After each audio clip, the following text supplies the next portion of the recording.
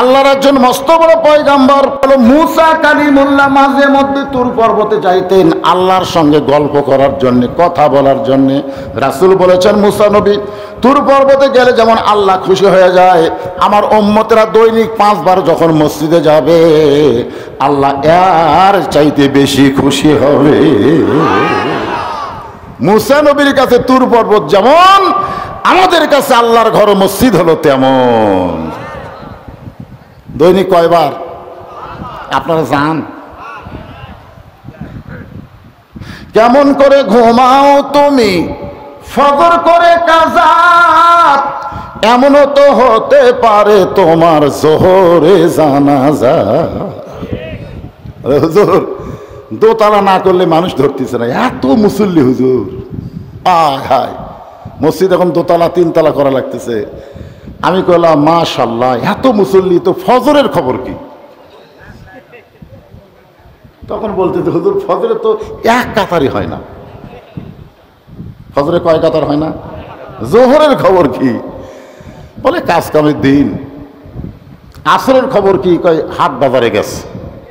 মাগরিবের খবর কি? বলে হাট বাজার করে ফিরে আসছে, দ্রব্যমূল্য এত বেশি, ওই টেনশনে মসজিদে আসেনি। এশার খবর কি? বলে বুড়া কয় ডাকছে। মসজিদের মধ্যে কয় কাতার? বলে 9 কাতার। হয় কয় কাতার? বলে 1 কাতার। তাহলে 1 কাতারের মুসল্লি হয় না, 2 তলা করবে কেন? তখন সাইড থেকে একজন বলতে, হুজুর ওই যে জুমার দিনে সবার শেষে আসা আগে যায়, ওই শালাকের জন্য 2 তলা করা লাগতেছে। ওই যে জুমার দিন, ধরে কোন দিন? সবার শেষে আসা আগে যায়। আপনারা বলেন তো, শেষে আসা আগে যায় এরা মুসল্লি? এদেরকে আল্লাহ বলেছেন ফাওয়াইলুল লিল মুসাল্লিন। যে মসজিদে 20 রাকাত তারাবি হয়, ওই মসজিদে কেউ যদি 8 রাকাত পড়ার নিয়তে ঢোকে, বুঝবেন ওই মুসল্লি না, ওই আল্লাহর সঙ্গে ঠাট্টাকারী। ধরে কোন কথা ঠিক না? তোমার যদি 8 রাকাত পড়ার এতই ইচ্ছা থাকে, 8 রাকাত যেটি আছে সেটি যাও। তো 20 রাকাতের মধ্যে ঢুকে নামাজিদের মন নষ্ট করো কেন? এরকম কিছু লোক আছে না, সবার শেষে যায় 8 রাকাত পড়ে মরদ ঘাট কাট করে চলে যাচ্ছে। আল্লাহ বলে তোর নামাজ পায়খানা ফেলে দিলাম, কাম হবি না। কারণ তুই নামাজ পড়তে আসিস নাই, তুই মুসল্লিদের মন নষ্ট করতে আসিস। জোরে কোন কথা ঠিক? ভাইজান এখন 5 ওয়াক্ত নামাজ খুব খেয়াল করবেন। ইন্না লিল্লাহর ওপর আমি কথা বলতেছি। এখন মুসা নবী তুর পর্বতে গিয়া দাঁড়িয়ে আছে। এক সময় আল্লাহ বলতেছেন মুসা তোমার খবর কি? মুসা বলতেছে আলহামদুলিল্লাহ। আল্লাহ বলতেছে মুসা তুমি কেমন আছো? মুসা বলতেছে আলহামদুলিল্লাহ। এক সময় মুসার মন বলতেছে আল্লাহ যখন আমার খবর জানতে চায়, আমিও আল্লাহর খবর জানা দরকার। মুসা বলতেছে আল্লাহ আপনি কেমন আছেন? মুসা কিন্তু আলহামদুলিল্লাহ বলেছে, কিন্তু মুসা যখন বলতেছে আল্লাহ আপনি কেমন আছেন, আল্লাহ বলতেছে মুসা আমি কেমন আছি যদি জানবার চাও, ইজহাব ইলা ফিরাউন ইন্নাহু তাগা।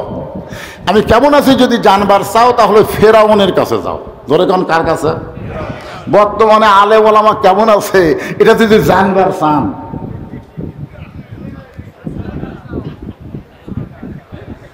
কি জায়গা মতো যাওয়ার দরকার আছে না? হ্যাঁ, আসলে মুসা খুব চালাক ছিলেন। আসলে আল্লাহ কেমন আছে দেখা লাগবে। দেখার জন্য ফেরাউনের দরবারে যায়, দেখে ফেরাউন সিংহাসনে বসে একটা জিকির করতেছে, আনা রব্বুকুমুল আলা, আনা রব্বুকুমুল আলা, আমি হলাম সবচাইতে বড় আল্লাহ। মুসা চিন্তা করে এখনই তুর পর্বতে যার সঙ্গে কথা বললাম তিনি কে আর এটা কে? এই যদি সবচাইতে বড় আল্লাহ হয় তাহলে ওটা কে? কারণ আল্লাহর সঙ্গে যে কথা বলে সে আসল খবর জানে। এখন জানে কি জানে না? আল্লাহর সঙ্গে কথা বলা হলো কোরআন শরীফ দেখা, কোরআন শরীফ ধরা, কোরআন শরীফ বোঝা। এই কোরআনের সঙ্গে যারা সম্পর্ক রেখেছে তারাই জানে আল্লাহর খবর কি। জোরে কোন কথা ঠিক কিনা কথা বলে? এখন মুসা আলাইহিস সালাম দেখতেছে যার সঙ্গে তুর পর্বতে কথা বললাম ওইটাই তো আল্লাহ, তাহলে এটাকে হাত চুলকাই। যখন হাত চুলকাই তখন আল্লাহ বুঝবার পাশে ফেরাউন মুসা নবী সর মারবে। জোরে কোন কি মারবি? কারণ মুসা নবীর হাতও তো আমার পাওয়ার বেশি। এ চর দিয়ে আজরাইলের চোখেরই মনি উল্টে দিছে। কি দিয়ে? চর দিয়ে। এখন যদি ফেরাউনকে একটা চর মারে, মাসিয়ার কোল থেকে ফেরাউন যখন মুসা নবীকে জোর করে নিবার চায়, এত সুন্দর একটা বাচ্চা দাও দাও, এই কয়ে যেই নিবার আছে মুসা মনে মনে কয় তুই হত্যা করেছিস আমাকে দুনিয়াতে আসতে না দেওয়ার জন্যে, আর আমারে কোলে নিছিস। বাম হাত দিয়ে মারছে চর, ওই চরে ফেরাউনের 4টে দাঁত লড়ে গেছে। জোরে কোন কয় না? কোলের বাচ্চার চর খায় যদি 4 দাঁত লড়ে। এখন মুসা নবী কত বড় হচ্ছে, আর শালা বলতেছে আনা রব্বুকুমুল আলা, আমি হলাম সবচাইতে বড় আল্লাহ। একটু মনোযোগ দিয়ে শুনবেন, ইন্না লিল্লাহর উপর আলোচনা করতেছি। এক সময় মুসা বলতেছে আল্লাহ আপনি কেমন আছেন, এইটাকে একটু সাইড করে দিয়ে মুসা বলতেছে আল্লাহ আমি আপনাকে একটা প্রশ্ন করব, আপনি একটু উত্তর দিবেন। আল্লাহ বলে মুসা কি প্রশ্ন করবার চাও? মুসা বলতেছে আল্লাহ আমার যা আছে আপনার তা নাই, আমার যা আছে আপনার তা নাই। আল্লাহ বলে মুসা তোমার এমন কি আছে যেটা আমি আল্লাহর নাই? মুসা বলতেছে আল্লাহ আমার মৃত্যু আছে কিন্তু আপনার মৃত্যু না।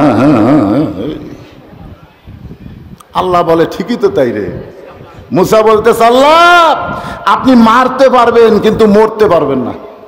মরার যে মজা, এই মজা আমি মুসা পাবো কিন্তু আপনি আল্লাহ পাবেন না। আপনার বলেন তো মরার একটা মজা আছে না নাই? আল্লাহ কোরআনে বলছেন কুল্লু নাফসিন জাইকা। জাইকা শব্দের অর্থ হলো স্বাদ, জাইকা শব্দের হলো মজা। আল্লাহ বলে মুসা মৃত্যু তোমার কাছে কেমন মনে হয়? মুসা বলতেছে আল্লাহ দুনিয়ার জীবনে আপনি আমাকে যা দিছেন সবচাইতে উত্তম নিয়ামতের নাম হলো মৃত্যু।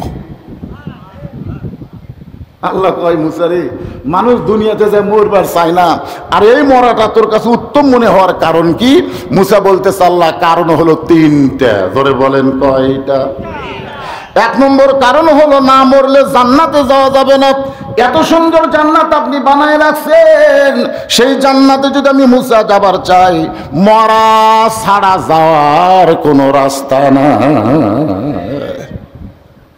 বাংলাদেশের মানুষ মরবার চায় না, পুলিশ ধরার ভয়ে গোরস্থানত লুকে আছে। প্রত্যেক বাড়ি বাড়ি পুলিশ যে হারে ঘুরতেছে, এখন ওই ভয়ে গোরস্থানে একটা কবর খুঁড়ে ওই জায়গা লুকে থাকে। এই 7 তারিখে ভোট হলো না, ভোটের আগে পুলিশ প্রতিদিন বাড়িতে আসে, বাড়িতে নাই, ওই গোরস্থানে শুয়ে থাকে, কবরের মধ্যে শুতে নিচে খেয়ার উপরে কম্বল দিয়ে বউকে বলতেছে খবর কি? বলে যেখানে আছেন ভালো থাকেন, আসেন না। তখন বলে আলহামদুলিল্লাহ আমি নিরাপদে আছি। আপনারা বলেন লোকটা কুটি আছে, বাড়িতে আছে না কবরে আছে? একটা জেতা মানুষ কবরে থাকা রহমত না বিপদ? ইন্না লিল্লাহ। মাঝে মধ্যে কবরস্থানে থাকে কয় আল্লাহ বর্তমান বাংলাদেশের পরিবেশে বাড়ির থাকা গোরস্থানই নিরাপদ। ওই মরার আগেই বুঝা পারছে জোরে কর কথা ঠিক কিনা। কার ভয়ে? আল্লাহর ভয়ে। মনে করেন আল্লাহ আজরাইলকে বলতেছে, মনে করেন বুঝানোর জন্য বলতেছি, একটু পুলিশের পোশাক পরে ওর কাছে যা। আল্লাহর হুকুমে পুলিশের পোশাক পরে গোরস্থানে এসে বলতেছে কে রে ভাই? লাভ ধরে বলতেছে এই গোপন জায়গার খবর তো কে দিল? তখন বলতেছে ভাই রে আমি হলাম আজরাইল। যেই কইছে আজরাইল তখন বলতেছে ভাই বর্তমানে বাংলাদেশে পুলিশ ধরার ভয়ে আজরাইল ধরার কথা আমার খেয়ালই নাই রে। মানুষ যখন পুলিশ ধরার চিন্তা করবে, আজরাইল ধরার চিন্তা ভুলে যাবে, ওইটাই হলো মুসলমানের সবচাইতে বড় বিপদ। জোরে কোন কথা ঠিক কিনা? আপনি যতই চেষ্টা করেন পুলিশের হাত থেকে আপনি নিরাপদ থাকতে পারেন, কিন্তু আজরাইল যদি হুকুম পায় কোন জায়গায় লুকাবেন? গোরস্থান। যে কোনো সময় আমাদের মৃত্যু হবে। এই কোরআনের মাহফিলে যারা বসে আছি সবাই বিশ্বাস করেন মরার কোনো সময় যে কোনো ছেলেরা যুবকেরা এবার ঈদের দিনে 7টা ছেলে মোটর সাইকেল অ্যাক্সিডেন্ট করে মারা গেছে, খবর হয়েছে। এক ছেলে মেয়ে সহ মারা গেছে। আর বাপ মা বলতেছে যে আপনার ছেলে মোটর সাইকেল অ্যাক্সিডেন্ট করে মারা গেছে, পিছনে বউ আছিল ওটাও মরছে। বাপ কয় আমার ছেলে তো বিয়েই করেনি, বউ গুটি ভালো। লাশ নিবার যায় দেখে বেটার মাথা ধরে উইও মরছে। বাপ কই বিয়ে করেনি, কাকলে ঘুরতেছে রে। বিয়ে না কইরা মেয়ে নিয়ে ঘরে ঈদের দিনে ফিল্ডিং মারে, ছোট বাচ্চার হাতে ফটকা তুলে দেয়। এইটাই মুসলমানের সবচাইতে বড় বিপদ। জোরে কোন কথা ঠিক কিনা? ইন্না লিল্লাহ। কখন পড়া লাগবে আর কখন পড়তেছি? মুসা বলতেছে, আল্লাহ আপনি এত সুন্দর জান্নাত বানায় রাখছেন, সে জান্নাতে যদি যাবার চাই, মরা ছাড়া জান্নাতে যাওয়ার কোনো উপায় নাই। আমরা সকলে জান্নাত চাই কি চাই না? জোরে কোন কারা কারা চাই? আল্লাহকে একটু হাত দেখায়, হাত নামা। মাশাআল্লাহ, তোমার সব বান্দা জান্নাত চাই। তাহলে জান্নাতে যাইতে গেলে মরা লাগবেই। আমি যেই বলবো জান্নাতে যাইতে গেলে কি চাই, আপনার সকলেই জবান করে বলবেন মরতে চাই। জান্নাতে যাইতে গেলে কি চাই? আরো জোরে জোরসে বলুন। মানুষ যখন মরতে চাই মিছিল করবে, তখন ওই মানুষ কোনোদিন বাতিলের সাথে আপোষ করে চলবে? কারণ মরাই লাগবে তখন, কিসের বাতিল? কিন্তু আজকে আমাদের বাংলাদেশে জীবন বাঁচান ফরজ না ইমান বাঁচান ফরজ? এই অন্তর থেকে কোন পারে? দুই কান্দে দুটো ফেরেশতা আছে, যেরকম আছে না নাই? ওরা কি ইয়ার কি মারার জন্য আছে না লেখার জন্য আছে? তোমার দুই কান্দে দুই মোহরি, লিখিতেছেন ডায়েরি, দলিল দেখে রায় দিবে, টাকা পয়সার নাই কারবার। আমি পাপী তিনি জাবিন্দার, মনের ঘরে তালা দিয়া চাবি নিয়া আছেন সাই। আমি অধম শব্দ কি তার হুকুম ছাড়া বাইরে যাই, হুকুম ছাড়া বাইরে যাই। মনোরে পারা পারে থাকলে তারা, সঙ্গে নিয়ে গাড়ি ভাড়া, জবাবদিহি করতে হবে ধরলে টিকিট কালেক্টর। আমি পাপী তিনি জাবিন্দার। সবাই বলেন আছেন আমার মুক্তার, আছেন আমার ব্যারিস্টার, শেষ বিচারের হাইকোর্টেতে তিনি আমায় করবেন পার। আমি পাপী রাসূল জাবিন্দার। আল্লাহু আকবার। একটু অন্তর থেকে বলেন। মুখের কথাতে তো আমরা বিপদে পড়ে গেছি। মুখে যা কয় মনে তা হয় না। লিমা তাকুলু মা লা তাফালুন, এ হলো টাটকা মুনাফিক। জোরে কোন কি মুনাফিক? আমরা সকলেই যদি জান্নাতে যাবার চাই, মরা ছাড়া জান্নাতে যাওয়ার রাস্তা কোনটা কোন তো আছে? তো দোয়া যে করলেন রমজান মাসে, আল্লাহুম্মা ইন্না নাসআলুকাল জান্নাতা ওয়া নাউযু বিকা মিনান নার। আল্লাহকে এই তোর দোয়া কবুল করছি, তুই জান্নাতে যা। তখন আপনি কবেন আল্লাহ জান্নাতে যাবো তোরে কোন দিক দিয়ে? লাইলাতুল মেরাজে বর্তমানে যে বাইতুল মুকাদ্দাস নিয়ে মুসলমানদেরকে হত্যা করা হচ্ছে, ওই বাইতুল মুকাদ্দাসের ভিতরে আমাদের নবী 2 রাকাত নামাজের ইমামতি করেছে। জোরে কোন সুবহানাল্লাহ। এক সময় সাহাবেরা জিজ্ঞাসা করলেন, রাসূলুল্লাহ দুইটাই আল্লাহর ঘর, বাইতুল্লাহ আর বাইতুল মুকাদ্দাস, এই দুইটার মধ্যে দাম বেশি কার? একটা হলো কাবা ঘর, একটা হলো বাইতুল মুকাদ্দাস, এই দুইটার মধ্যে দাম বেশি কার? আল্লাহ রাসূল বললেন একটার দাম বেশি আর একটার সম্মান বেশি। দাম বেশি হচ্ছে আল্লাহর ঘর কাবার, আর সম্মান হচ্ছে আল্লাহর ঘর বাইতুল মুকাদ্দাস।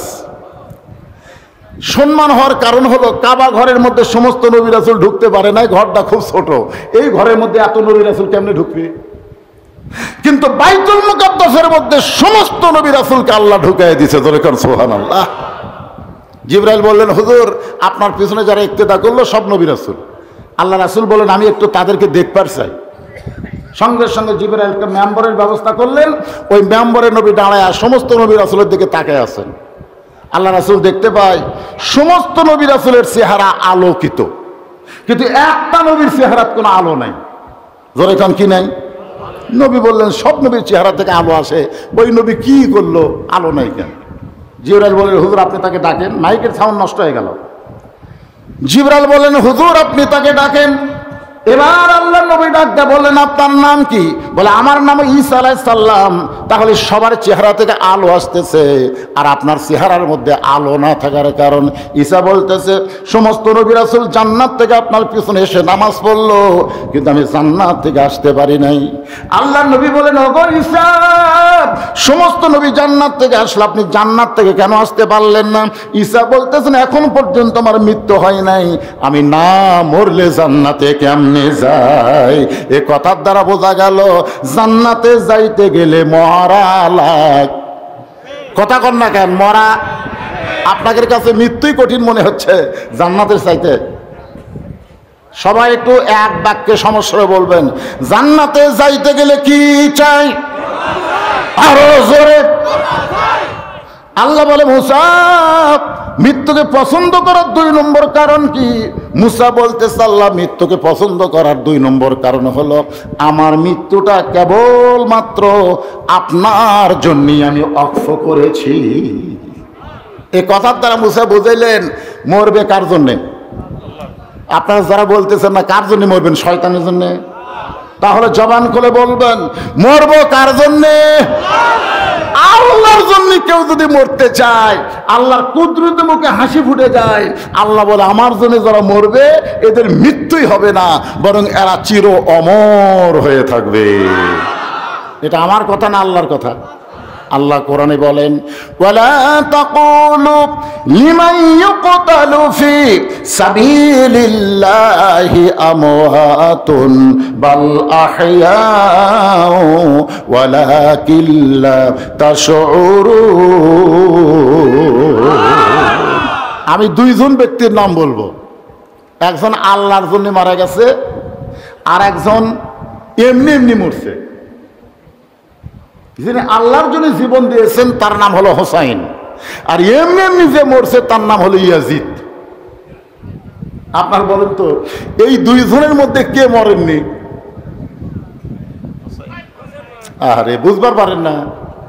আজও বাংলাদেশে হোসাইনের দল যারা করতেছে, বাতিলের সঙ্গে আপোষ না করে নিজের জীবন উৎসর্গ করতেছে, কিয়ামত পর্যন্ত আল্লাহ তাদেরকে অমর করে রাখবে। জোরে কোন কথা ঠিক কি না?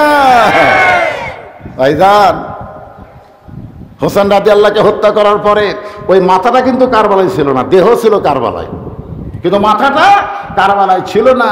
ওই মাথাটা নিয়ে যাওয়া হলো দামেস্কে। কোথায়? দামেস্কে নিয়ে যাওয়া হলো। ওই সময় ইয়াজিদ ক্ষমতার চেয়ারে বসেছিল। ইয়াজিদের সামনে যখন হোসেন রাদিয়াল্লাহর মাথাটা হাজির করা হয়, ইয়াজিদের হাতে একটা লাঠি ছিল, লাঠি। ওই লাঠিটা হোসেনের মুখের মধ্যে ঢুকায় বলে, হোসেন, খালি জেদ করার কারণে আজ তুমি শেষ হয়ে গেলে। দেখো তুমি কোথায় আর আমি কোথায়, শুধু জেদ করার কারণে আজ তুমি শেষ হয়ে গেলে। দেহ এক জায়গাত, মাথা এক জায়গাত, আর আমি ইয়াজিদ সিংহাসনে বসে আছি। তুমি কোথায় আর আমি কোথায়, তুমি শেষ। সমস্ত সাহাবীরা, ইয়াজিদের সামনে যত সাহাবী ছিল, যত মুসলমান ছিল, সবাই মাথা নিচু করে বসে আছে। ইয়াজিদ এমন কিছু করতেছে, মুখের মধ্যে লাঠি ঢুকায় দিয়া তিরস্কারমূলক কথা বলতেছে, তাও মুসলমানেরা মাথা তুলা ইয়াজিদের বিরুদ্ধে কিছুই বলতে পারতেছে না, কারণ বললেই মাথা যাবে। ইমানের গুরুত্ব না দিয়া মানুষ যখন জীবনের গুরুত্ব দেয়, তখন বাতিল মাথা ছাড়া দেয়। জোরে কোন কথা ঠিক কথা বল না কেন? আজকে বাংলাদেশে মুসলমানেরা ইমানের চাইতে জীবনের গুরুত্ব বেশি দিছে, বাঁচার চেষ্টায় ব্যস্ত হচ্ছে। যতই চেষ্টা করেন আপনি বাঁচতে পারবেন না, আপনার মরা লাগবে। যারা আল্লাহর জন্য মরতে চায় না, তারা শিয়াল কুত্তার মতন মরবে। জোরে কোন কথা ঠিক না? আপনি একজন মুসলমানের বাচ্চা হয়ে শিয়াল কুত্তার মতন মরবার চান? দেখেন, ইয়াজিদ বারবার যখন তিরস্কার করতেছে, প্রত্যেকটা মুসলমান মাথা নিচু করে বসে আছে, লোকমা দেওয়ার কেউ নাই। কারণ ইয়াজিদ যে রাষ্ট্র চালায় নিজের ইচ্ছায়, আল্লাহর আইন দিয়ে যদি রাষ্ট্র চালাতো, তাহলে লোকমা দেওয়ার মুসলমান থাকতো। যখন কোনো মানুষ নিজের ইচ্ছায় রাষ্ট্র চালায়, ওই মানুষের ভুল ধরলে তার বিপদ হয়ে যাবে। ধরে কোন কথা ঠিক কিনা? আর আল্লাহর আইন দিয়ে যখন রাষ্ট্র চালায়, সবাই একটু জিকির করে সাইজ হয়ে বসেন। সাইজ বোঝেন না? গোটা পৃথিবীর মধ্যে সবচাইতে ছোট দেশ হলো বাংলাদেশ, জনসংখ্যা বেশি, ঠিক না? এরপর রোহিঙ্গা মুসলমানকে জায়গা কিন্তু আমরাই দিছি। এত ঘনবসতি হওয়ার পরে রোহিঙ্গা মুসলমানকে জায়গা দিতে পারি। যতদূর পর্যন্ত আপনারা পারেন, যারা দাঁড়িয়ে আছেন তাদেরকে একটু জায়গা দিবেন। এই জন্য সাইজ হওয়া, ধরে কম কি হওয়া, হ্যাঁ একটু জিকির করে লা ইলাহা ইল্লাল্লাহ, লা ইলাহা, লা ইলাহা ইল্লাল্লাহ মুহাম্মাদুর রাসূলুল্লাহ সাল্লাল্লাহু আলাইহি ওয়াসাল্লাম। শুরু করেছে এই কোরআনের মধ্যে আছে। আবু জেহেল বলতেছে, আবু সুফিয়ান এমন কথা কইছিস যার উত্তরে জোরে বলা যাবে না, কারণ তুই যে কথা বলতেছিস কোরআন গ্রহণ করলে অসুবিধা কি, এটা জোরে বলা যাবে না, কারণ হক কথা। জোরে কম কি কথা, হক কথা জোরে বলা যাবে না, এই কথা আস্তে বলা লাগবে। আবু জেহেলও পর্যন্ত হক কথা জোরে বলেনি। আবু জেহেল কিন্তু জানে আমাদের নবী বিশ্ব নবী, কিন্তু এই কথাটা তিনি জোরে বলেন নাই, কারণ জোরে বললেই সমস্যা। তো এখন তুই আমার কাছে আয়। আবু সুফিয়ান যে কাছে আইছে কানে কানে বলতেছে, এই কোরআনকে যদি গ্রহণ করা হয় তাহলে তোর আমার নেতৃত্ব চলবে না, আসল নেতা হয়ে যাবে আব্দুল্লাহর ইতিম পোলা। আল্লাহর কোরআন যখন সমাজে চালু হবে, দুনিয়ার ভুয়া নেতাদের চলন বন্ধ হয়ে যাবে। ধরে কোন কথা ঠিক কিনা? এখন সমস্যা হলো, এ কোরআন খালি শুনলে হবে না, ধরা লাগবে। আবু বকর রাদিয়াল্লাহু খালি শুনছে, ধরেছে। সামিনা ও তাআনা, শ্রবণ করতে হবে গ্রহণ করার নিয়তে। এখন যদি আপনাদেরকে বলি কোরআনটা ধরেন, আপনারা অনেকেই আছেন কোরআন ধরার মতন যোগ্যতাও নাই, কারণ কোরআন ধরবার গেলে নিজের শরীর আগে পবিত্র হওয়া লাগবে। ধরে কোন ঠিক কিনা? আল্লাহ কোরআনে বলেছেন লা ইয়ামাসসুহু ইল্লাল মুতাহহারুন। ততক্ষণ পর্যন্ত তুমি কোরআন শরীফ স্পর্শ করতে পারবা না যতক্ষণ পর্যন্ত তুমি পবিত্র না হবা।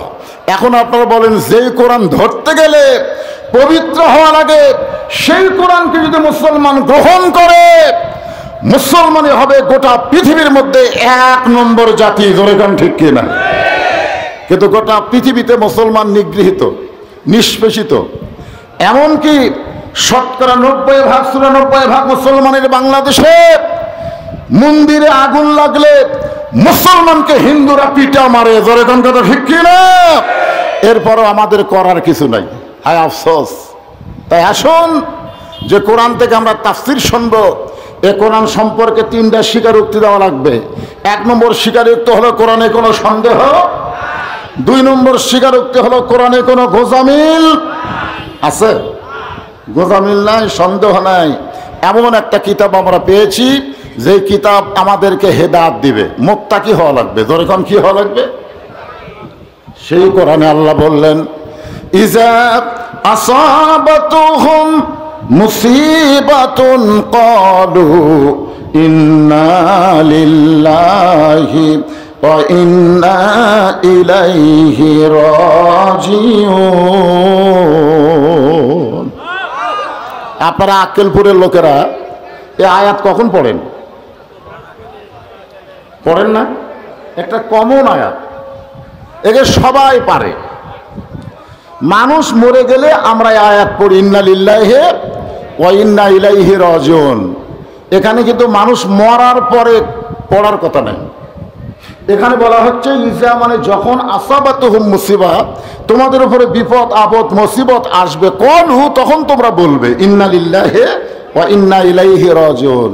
আপনারা বলেন তো, বর্তমানে আমাদের বাংলাদেশে সবচাইতে বড় বিপদের নাম কি? বর্তমানে আমাদের বাংলাদেশ, আমি অন্য দেশের কথা বলতেছি না, আমাদের বাংলাদেশে সবচাইতে বড় বিপদ আছে না নাই? আছে। সবচাইতে বড় বিপদ হলো কোরআনের আলোচনা শুনবে, মুসলমান কোরআন অনুযায়ী চলবে না। এর চাইতে বড় বিপদ নাই বাংলাদেশে। ধরে কোন কথা ঠিক কি না? আপনার বলেন কোরআনের মাহফিল আছে, কিন্তু কোরআনের কি নাই? চলন নাই। সেদিন ষোড়শী নির্জন পথে যাবে, কোনো জন কটু কথা কবে না। পথে আর প্রান্তরে সম্পদের মোহে পড়ে খুন আর জানি হবে না। সবাই বলেন যদি মেনে চলি কোরআন, জোরে বলেন যদি মেনে চলি কোরআন আর রাসূলের বিধান, সকলেই শান্তিতে থাকবে। বাংলার আকাশে কলেমার পতাকা যেদিন দুলবে। সবচাইতে বড় বিপদ হলো আমাদের যুবকদের হাতে 4G 5G মোবাইল। যে যুবকদের হাতে 4G 5G মোবাইল আছে এই যুবক কিন্তু ভালো কিছু দেখতে পারে, খারাপ কিছু দেখতে পারে। জোরে কোন কথা ঠিক কিনা?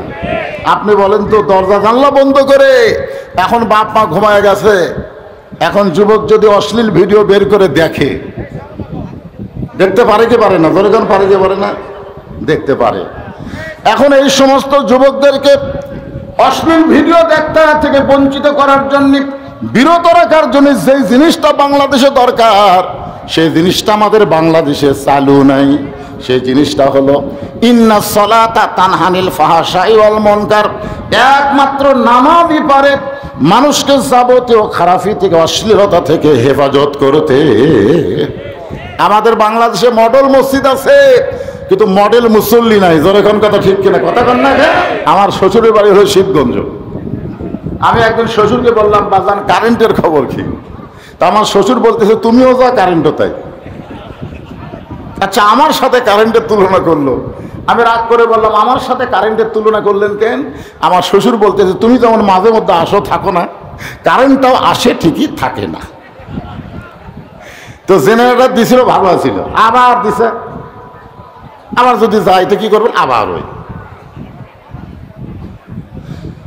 আর রাস্তার হইচই বন্ধ করেন। এইটা কোনো হাট বাজার না, এইটা হলো বেহেশতের বাগান। অসংখ্য রহমতের ফেরেশতা এখানে নাজিল হয়েছে। জোরে কোন কথা ঠিক কিনা? মাটির আদমকে আল্লাহ সৃষ্টি করিয়া না করিলেন আল্লাহ শ্রেষ্ঠ বলিয়া, তাই নূরের ফেরেশতা করে মানুষকে সেজদা, সবার চেয়ে দিলেন মাটির মানুষকে সম্মান। আপনারা বলেন তো আমাদের দাম বেশি না ফেরেশতার দাম বেশি? কথা কয় না, কার দাম বেশি? সেই ফেরেশতা আমাকে দেখতে আইছে, আসা দেখে আমরা হইচই করতেছি। ফেরেশতা কয় আল্লাহ মাহফিলে আসলাম আল্লাহর আপনার হুকুমে, কিন্তু হইচই কেন? এখানে হইচই চলবে না ভাই, যান ইশারা দিয়ে কাম করা লাগবে। ইশারা, গোটা পৃথিবী এখন ইশারা দিয়ে চলতেছে। ইশারা ঠিক কেন বলেন? আমাদের বাংলাদেশে ইশারা দিয়ে চলে। আজকে মাহফিল চালু হয় বন্ধ হয় ইশারা দিয়া। জোরে কোন কথা ঠিক কিনা? খালি ইশারা। এতগুলো মানুষ ধৈর্য নিয়ে একটু বসেন, ইন্না লিল্লাহর উপরে কিছু কথা বলি, মনোযোগ দিয়ে শোনেন। তাহলে মানুষ মারা গেলে আমরা ইন্না লিল্লাহ পড়ি, আমরা দুনিয়ার মানুষকে বুঝাই দেই মরাটাই হলো সবচাইতে বড় বিপদ।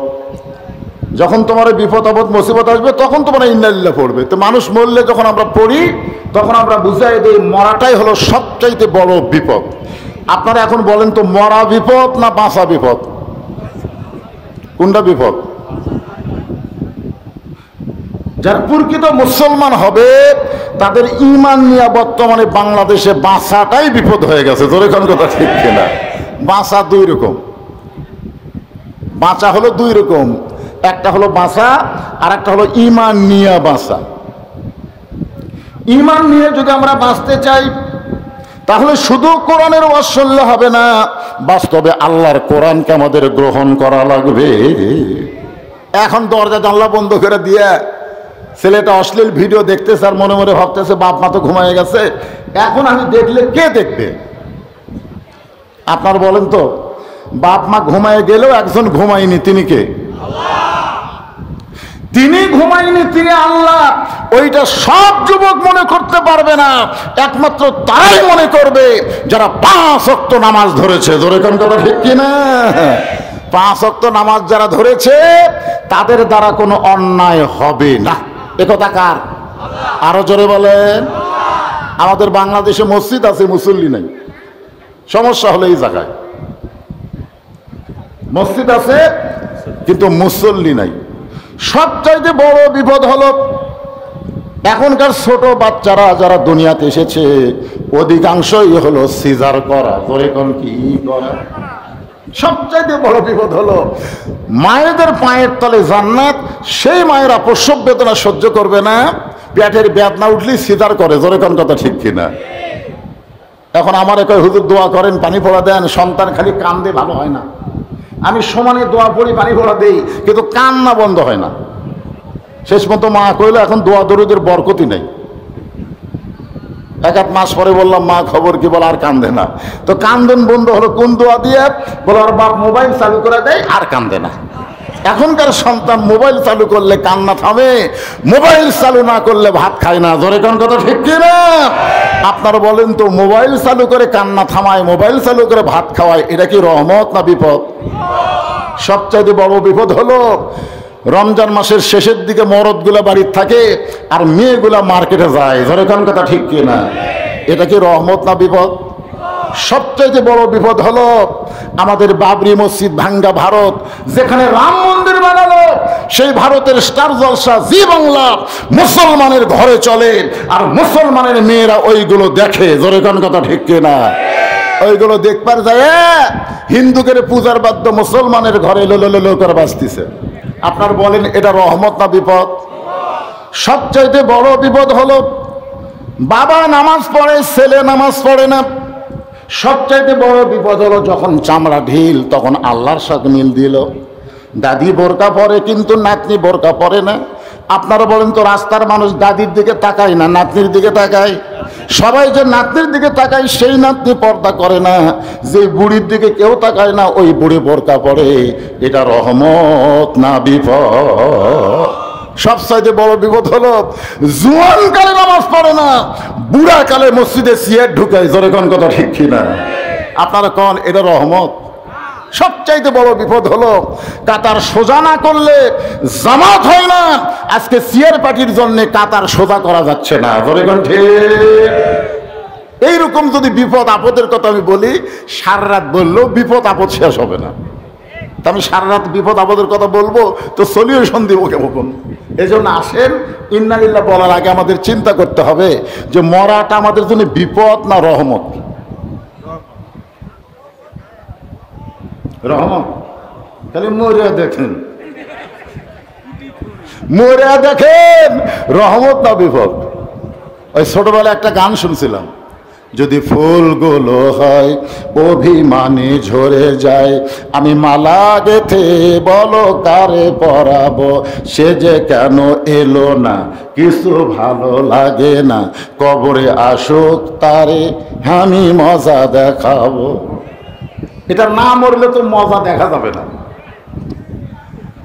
আমার যত ওস্তাদ আছে, বিশেষ করে শেরপুর আলিয়া মাদ্রাসার প্রিন্সিপাল, আমি হুজুরকে বললাম, হুজুর আল্লাহ যেখানে ডাইরেক্ট বলতেছেন যখন বিপদ আপদ মুসিবত হবে তখন তোমরা বলবে ইন্নালিল্লাহ, তো আমরা মানুষ মরলে ইন্নালিল্লাহ কেন পড়ি? আমার হুজুর বলতেছে, বাজান আগে থেকে যেটা হয়ে আসতেছে খামাখা, তার মধ্যে তুই আর ফেতনা করিস না। যেটা হয়ে আসতেছে আগে থেকে আমরাও সেটাই কই, এর মধ্যে আবার কেন বলি এগুলো ফেতনা? আগে থেকে 20 রাকাত হয়ে আসতেছিল, এখন আবার কেউ কেউ 8 রাকাত। জোরে কোন কথা ঠিক কিনা? এটা কি ফেতনা? তুই আর ফেতনা বাজাস না বাবা। আমি বললাম, হুজুর আমার মাথা খেলতেছে না, মানুষ মরলে ইন্নালিল্লাহ কয় আর সারা জীবন কয় না। অথচ আল্লাহ বলেছেন যখনই তোমাদের উপরে, যখন ইজা মানে কি, যখন যখন তখন বিপদ আসবে, জোরে কোন কথা ঠিক কিনা, তখন তোমরা বলবে ইন্নালিল্লাহি ওয়া ইন্না ইলাইহি রাজিউন। আমার হুজুর আমাকে বলল মরাটাই হলো সবচাইতে বড় বিপদ, এই জন্যই মানুষ মরলে আমরা ইন্নালিল্লাহ পড়ি। আমি চিন্তায় পড়ে গেলাম, আসলেই কি মরাটা বিপদ? এই যে এক ছেলে আমাকে কিন্তু বলেছে, আমি যখন বলছি আপনারা কেমন আছেন, সবাই বলছেন আলহামদুলিল্লাহ। এখান থেকে এক ছেলে বলছে, হুজুর আপনি কেমন আছেন? আমি কিন্তু তার উত্তর দেইনি, না দেওয়ার পেছনে কারণ আছে। যেরকম কারণ আছে না নাই, বিশেষ কারণ আছে। যে আমি কেমন আছি এইটা এখন বলবো না, এইটা বলবো ওয়াজের শেষে। কারণ এখন বললেও হট্টগোল গন্ডগোল হতে পারে। হয়তো বলবেন হুজুর আপনি কেমন আছেন, এটা বললে হট্টগোল হবি। কারণ বর্তমান শ্রোতারা ভালো আছে, বক্তারা খুব একটা ভালো নাই। কোন কথা ঠিক না? সমস্যা হলো ওই জায়গায়। আসেন আপনি যদি মেয়র সাহেবের প্রশংসা করেন আপনার কোনো লাভ হবে না, তিনি আবার সামনে মেয়র হবেন, যেরকম ঠিক কিনা? আপনি যদি আমার প্রশংসা করেন আপনার কোনো লাভ হবে না, আমি আবার দাওয়াত পাবো, ঠিক কিনা বলেন? পৃথিবীতে আমরা কারো প্রশংসা করলে যিনি প্রশংসা করে তার কোনো লাভ নাই, বরং যার প্রশংসা করা হয় তারই লাভ হয়। কিন্তু আল্লাহর প্রশংসা যদি আমরা করি আল্লাহর কোনো লাভ নেই, কারণ আমাদের মতন মানুষ আল্লাহর প্রশংসা করলেও আল্লাহ, আল্লাহ না করলেও আল্লাহ, যেরকম ঠিক কিনা? কিন্তু যারা আমরা প্রশংসা করলাম আল্লাহ তাদের প্রতি এত খুশি হয়ে গেল, আলহামদুলিল্লাহ বাক্যটা উচ্চারণ করার সঙ্গে সঙ্গে আসমান এবং জমিনের ফাঁকা জায়গাটা আল্লাহ নেকি দিয়ে পরিপূর্ণ করে দেয়। এই যে আবার সুবহানাল্লাহ করলেন, কি করলেন? বলার সাথে সাথে আপনি বসে আছেন আমট্ট ঈদগাহ ময়দানে, আর আপনার নামে আল্লাহ গাছ লাগাইলো জান্নাতের বাগানে। ইউক্যালিপটাসের গাছ, এমন ফলবান বৃক্ষ যেই বৃক্ষের ছায়া অতিক্রম করতে একটা তেজস্বী ঘোড়া দৌড়াইলে 500 বছর লাগবে। প্রত্যেকটা গাছের গোড়ায় লেখা থাকবে ওয়ালা তাস্তাহি আনফুসুকুম, তুমি যে ফল চাবে সেই ফল একেবারে থালিতে করে তোমার সামনে হাজির হয়ে যাবে। তাহলে চিন্তা করেন বসে আছি কোথায় আর গাছ লাগলো কোন জায়গায়? সেই সুবহানাল্লাহ বলতে আমাদের আপত্তি আছে নাকি? আমরা আল্লাহর প্রশংসা সব সময় করব, এই কারণেই করব যে আল্লাহ তাআলা আমাদেরকে জন্মগতভাবে মুসলমানের ঘরে কবুল করেছেন। দুনিয়াতে মানুষ পাঠানোর দায়িত্ব কার? আল্লাহ যদি আমাদেরকে হিন্দুর ঘরে পাঠাতো, পারতো না? ইহুদি খ্রিস্টানদের ঘরে যদি আমাদের পাঠাতো আমাদের করার কিছু আছে? কিন্তু যে আল্লাহ ওই সকল ঘরে না পাঠায় সরাসরি আমাদেরকে মুসলমানের ঘরে পাঠালেন, এখান থেকে প্রমাণ হয়ে গেল আল্লাহ আমাদের প্রতি আপাতত খুশি। সুবহানাল্লাহ। আল্লাহ কোরআনে বলেন ওয়ামান ইয়াবতাগি গায়রাল ইসলাম দীনান ফালাই ইউকবালা মিনহু, ইসলাম ছাড়া অন্য কোনো ধর্মকে যদি গ্রহণ করে আল্লাহ বলেছেন সেইটা কবুল করা হবে না। এই আয়াত দিয়ে বোঝা গেল আল্লাহর কাছে একমাত্র পছন্দনীয় মনোনীত ধর্মের নাম কি? ইন্নাদ দীনা ইনদাল্লাহিল ইসলাম। আল্লাহ আমাদের সেই ইসলামের মধ্যে কবুল করেছেন, খুশি না বেজার? এই জন্য সকলে বলি আলহামদুলিল্লাহ। আল্লাহর প্রশংসা করার কারণ হলো আল্লাহ আমাদেরকে বিশ্ব নবীর উম্মত হিসাবে কবুল করেছেন। বুঝলেন? আছেন আমার মুক্তার, আছেন আমার বারিস্টার, সেই বিচারের হাইকোর্টেতে তিনি আমায় করবেন পার, আমি পাপী রাসূল জাবিন্দার। আল্লাহ যখন হাকিম হয়ে শেষ বিচার, জোরে কোন বিচার? ওই বিচারের হাকিমকে কথা কয় না, শেষ বিচারের হাকিমকে আল্লাহ। বর্তমান বাংলাদেশের বিচার কে করে? আল্লাহ করে। বর্তমান বাংলাদেশে সঠিক বিচার না পাইলেও আল্লাহর কাছে সঠিক বিচার পাওয়া যাবে, জোরে কোন কথা ঠিক কিনা? জাগা মতো মার হবে। ওই সময় সমস্ত নবীরা নফসি নফসি বলে কাঁদবে, প্রত্যেকটা নবীরা বলবে আমার কি হবে, আমার কি হবে। বুখারী শরীফের হাদিস, সমস্ত নবীরা যখন কাঁদবে নিজের জন্য, আর আমাদের নবী তখন কাঁদবে আমাদের জন্য। যেরকম সুবহানাল্লাহ। আল্লাহ যখন হাকিম হয়ে বিচার শুরু করবেন ওই সময় আমাদের নবী উকিল হবেন, ব্যারিস্টার হবেন, আমাদেরকে জামিন করে জান্নাতের দরজায় পৌঁছে দিবেন। এখন বলেন যার উকিল আছে ব্যারিস্টার আছে তার টেনশন আছে? আল্লাহ তুমি যতই হাকিম হও আমাদের উকিল হচ্ছেন আমাদের নবী।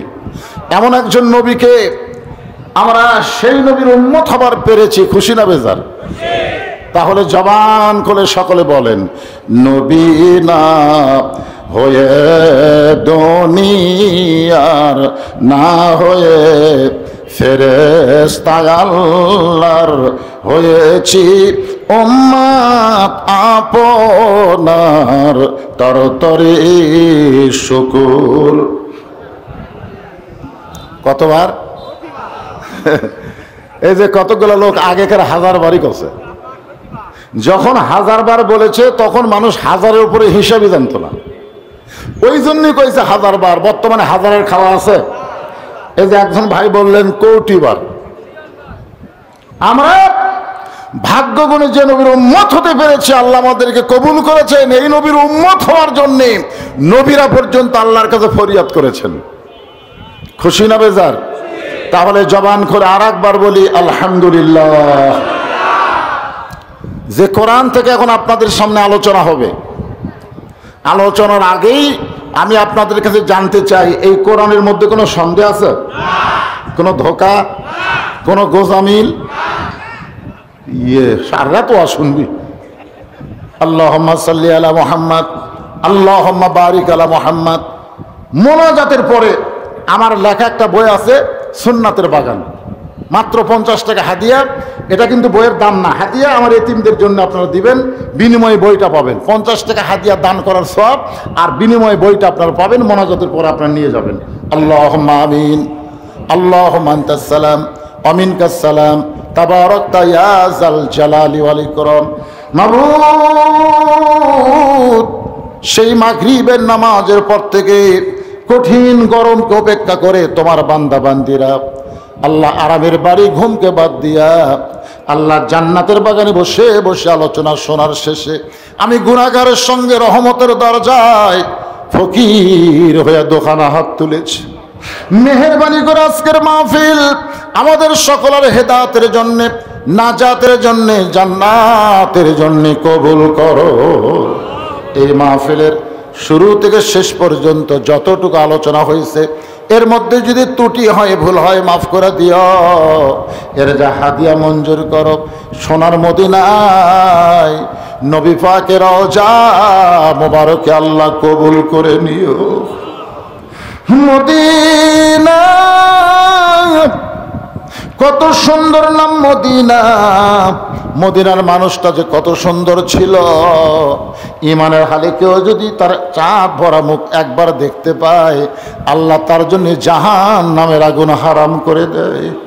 কত স্বপ্ন দেখেছি জীবনে, এমন একটা স্বপ্ন আমাদের দেখার তৌফিক দিও যেই স্বপ্নে নবীজির সোনা মুখ আমাদের নসিব হয়ে যায়। তামাম আম্বিয়াই কেরাম, আসহাবে কেরাম, তাবিনে কেরাম, তাবিনে কেরাম, তামাম পৃথিবীর মাটির নিচে যত মুমিন মুমিনা আছে, আল্লাহ সকলের আরওয়াহ পরে হাদিয়া কবুল করো। ও মাবুদ, আমরা যারা হাত তুলেছি, আমাদের জনম দুঃখনী মা যাদের কবরে গেছে, ছোট্ট একটা শব্দ হলো মা। এই নামের যে কি মধু, যাদের মা নাই তারাই বুঝতেছে। এই দরদের মা যাদের কবর গেছে, আল্লাহ মেহেরবানি করে মায়ের কবরকে জান্নাতের টুকরা বানিয়ে দাও। বাবার বাড়িঘর সবই আছে, আমাদেরকে ফাঁকি দিয়ে আছে, এইভাবে এতিম হয়ে কবরে আছে। আল্লাহ মেহেরবানি করে বাবার কবরকে জান্নাতের টুকরা বানায় দাও। আল্লাহ যেই বাড়িতে ছিলাম, মুক্তিযোদ্ধার বাড়ি, তার বাবা চৌধুরী তার আমলে বাড়ি বানাইছে, আজও সেই বাড়িখানা আছে। ও মাবুদ মাওলা, আজকে বারবার সেই বাবার কথাই মুরব্বী বলতেছিল। বাবার কথা এখন মুখে উচ্চারণ করা যায়, কিন্তু বাবা নাই রে, অন্ধকার কবরে গেছে, মা নাই রে, কবরে গেছে। আল্লাহ তোমার দরবারে বলি, রব্বির রাহমহুমা কামা রব্বায়ানি সগীরা। আমাদের দাদা দাদি, নানা নানি, আত্মীয় স্বজন, শ্বশুর শাশুড়ি যাদের কবরে গেছে, আল্লাহ কবরবাসীদের মাফ করে দাও। এই পশ্চিম আমট্ট মসজিদকে কিয়ামত পর্যন্ত কবুল করো।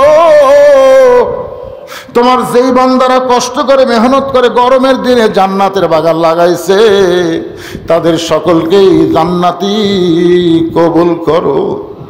এই মাহফিলের জন্য যারা সর্বাত্মক সহযোগিতা করেছে, বুদ্ধি দিয়া, পরামর্শ দিয়ে, অর্থ দিয়ে, আল্লাহ এই মাহফিল ওসিলায় তাদের সকলকে জান্নাতি কবুল করো। আজকের মাহফিলের সম্মানিত সভাপতিকে আল্লাহ তুমি কবুল করো। আজকের মাহফিলের সম্মানিত প্রধান অতিথিকে, মেয়র সাহেবকে আল্লাহ তুমি কবুল করো। আমার প্রশাসনের ভাইরা, এই আক্কেলপুর থানার প্রশাসনের ভাইরা যারা মাহফিলের ব্যাপারে সর্বাত্মক সহযোগিতা করেছে, আল্লাহ তাদের প্রতি তুমি খাস রহমত করো। যেই ছেলেরা ভলেন্টিয়ারের দায়িত্ব পালন করেছে, রাস্তা দিয়ে গাড়ি চলাচল করতো, গাড়ি ঘোড়া বন্ধ করে দিয়া মাহফিলের সৌন্দর্য যারা বর্ধন করেছে, আল্লাহ তাদের সকলকে 5 ওয়াক্ত নামাজি কবুল করো। আল্লাহ মায়েদের জন্য দোয়া করি, আল্লাহ আমার মায়েরা পর্দা নিশি কবুল করো, এমন পর্দা গ্রহণ করার তৌফিক দাও। মা ফাতেমার সঙ্গে যেন আমার মায়েরা জান্নাতি হয়, আল্লাহ কবুল করো। আমি সহ আমরা যারা অসুস্থ হাত তুলেছি, আল্লাহ সুস্থতার নিয়ামত দান করে দাও। অনেকভাবে দোয়া চেয়েছে, আল্লাহ সকলের হকে দোয়াকে কবুল করো। আল্লাহ গোটা বিশ্বের মুসলমানকে হেফাজত করো। ফিলিস্তিন মুসলমানকে আল্লাহ তুমি বিজয় দাও। তোমার বাইতুল মুকাদ্দাস মুসলমানকে তুমি দিয়ে দাও। আল্লাহ আসমানের বালা আসমানে নাও, জমিনের বালা জমিনে দাবায়া দাও। রহমতের বৃষ্টি বর্ষণ করো। আল্লাহ তোমার নবী বলেছেন, তীব্র গরম যখন বেড়ে যায়, জাহান্নামে নিঃশ্বাস তখন সেখানে চলে আসে। আল্লাহ আমাদের পাপে আমাদেরকে গ্রেফতার করো না, আল্লাহ আমাদের মাফ করে দাও। আল্লাহ আমাদের মাফ করে দিয়া রহমতের বৃষ্টি বর্ষণ করো। বৈশাখের ঝড় বৃষ্টি দিও না আল্লাহ, কোনো গজব দিও না। মাঠে ময়দানে যে ফসলগুলো আছে, আল্লাহ নিরাপত্তার সাথে ফসলগুলো মুসলমানের আমাদের সকলের বাড়িতে আসার তৌফিক দিয়ে দাও। আল্লাহ আক্কেলপুরে ব্যবসা বাণিজ্যের মধ্যে যারা লিপ্ত আছে, ব্যবসা বাণিজ্যে বরকত দিয়ে দিও। চাকরি বাকরিকে করলে চাকরির মধ্যে বরকত দিয়ে দিও। মজুর খেতে খামারে কাজ কাম করে, আল্লাহ তাদের দৈহিক শক্তি বাড়ায় দাও। সবাইকে 5 ওয়াক্ত নামাজি কবুল করো। এ মসজিদকে কবুল করো, ঈদগাহ মাঠকে কবুল করো। আল্লাহ মাহফিল কমিটিকে কবুল করো। যারা কষ্ট করে মেহনত করে এত সুন্দর আয়োজন করেছে, আল্লাহ তাদের সকলকে তুমি মাফ করে দাও। আল্লাহ সুবহানা রাব্বিকা রাব্বিল ইজ্জাতি আম্মা ইয়াসিফুন ওয়া সালামুন আলাল মুরসালিন আলহামদুলিল্লাহি রাব্বিল আলামিন। ওয়াজাল আখিরাতি কালিমাতুন ইনদাল মাউতি লা ইলাহা ইল্লাল্লাহু মুহাম্মাদুর রাসূলুল্লাহ সাল্লাল্লাহু আলাইহি সাল্লাম। আসসালামু আলাইকুম ওয়া রাহমাতুল্লাহি ওয়া বারাকাতুহু।